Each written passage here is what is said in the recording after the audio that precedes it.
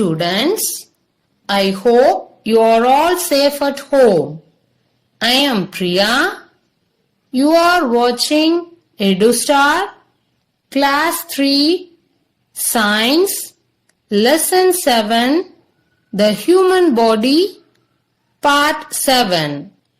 In the previous session, we discussed about digestive system and reproductive system. Let's revise once. The digestive system deals with digestion of food. Digestion is the process of changing the food into simpler form so that it can be easily absorbed by the body. Mouth, food pipe, stomach, small intestine, large intestine, and anus are the organs to make up the digestive system. Digestion begins in the mouth.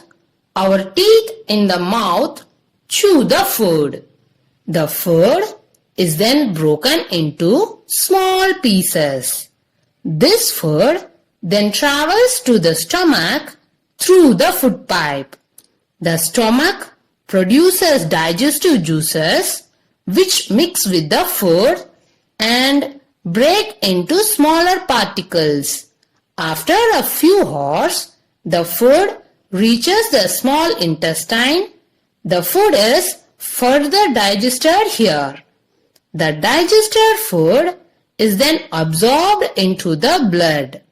The undigested food goes into the large intestine. It is then thrown out of the body through the anus. Next is reproductive system. The reproductive system helps to produce young ones. There are special organs in the body that help to produce babies. These organs form the reproductive system. Life on the planet Earth goes on because of this system only. Today, in this session, we are going to learn about circulatory system and excretory system. First, let us learn about circulatory system. This system consists of heart, blood, and blood vessels. If you put your hand on the left side of your chest, you feel something beating. This beating is from your heart. Your heart is the size of your fist. Your heart is a muscle and it acts like a pump. It pumps the blood to all parts of your body. The heart does this all day and all night, all the time. The heart in our body is one of the hard worker. Let's see how the circulation of blood is happening in our body. So, you see, in our body, we eat food for nutrients and take in oxygen while breathing. Both of them together give energy to different parts of the body. Now, the question arises, how does these nutrients and oxygen reach each and every part of the body? Our body contains different parts and all of them are fixed in their positions. That is, they can't move towards each other. They are fixed in their places. So, how does the nutrients and oxygen circulate to different parts? In our body, we have blood. It circulates oxygen and other useful substances to all parts of the body. So, blood is able to travel to all parts of the body. And as a result, all the required oxygen and nutrients are transported to each and every parts of the body with the help of blood. Okay, what is blood? If you have fallen down sometimes and you have hurt yourself, or in case you have seen somebody getting injured, you must have noticed that from the cuts on the skin, a red colored liquid comes out. And what this red colored liquid is? Yes, that is blood. And the blood traveling throughout the body. So, wherever you get a cut on your skin, blood will come out from that part. So, you see, blood is traveling to every part of the body, whether it is hand or the head or to the lower portion of the body, everywhere blood is continuously flowing. Now, how does the blood flows to all parts of the body continuously? And some parts are in the upper portion of the body, then how does blood keep on flowing all the time? Let's figure out. We know already in our body there is a pump, which is our heart. Our heart continuously pumps the blood to all parts of the body. So, it is the heart which is responsible for continuous flow of blood in our body. And blood is carried by the blood vessels all around our body. There are 3 types of blood vessels. They are arteries, veins and capillaries. The arteries and the veins are the large blood vessels and capillaries are thin hair-like blood vessels. Arteries generally carry pure blood from the heart. The veins usually carry impure blood back to the heart. So, heart is the organ which pumps blood in our body and blood vessels carry blood to our entire body. What exactly happens when the heart pumps the blood to all parts of the body? Well, 2 things happen. First thing which happens is that heart pumps blood to all the different parts of the body. This pure blood carried by the arteries. And this blood is rich in oxygen, which is used up by all the different parts of the body, and once all the oxygen is used up, these parts deposit waste gas, which is carbon dioxide, in the blood.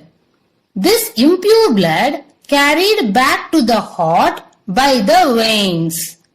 That is, heart again pulls this blood and brings it to the lungs where all the waste carbon dioxide is released and it goes out with the help of exhalation. The fresh oxygen is added to the blood, then heart pumps it to all the parts of the body. So, this process goes on continuously inside our body day in and day out. So, you see the circulatory system. Do you know? Doctors use an instrument called stethoscope to listen to the heartbeat. Pulse is the heartbeat. Place 3 fingers on your wrist just below the thumb. You shall feel your pulse. Record how many times it beats in 1 minute. Finally, we know the circulatory system is a system of organs and it transports nutrients and oxygen to different parts of the body. The another thing which it does is it transports waste and carbon dioxide from different parts of the body. This system together is called the circulatory system. It is very important system in our body. Do you know Your heartbeat changes according to the music you are listening to. Have you ever noticed? If you are stressed, music can calm you down.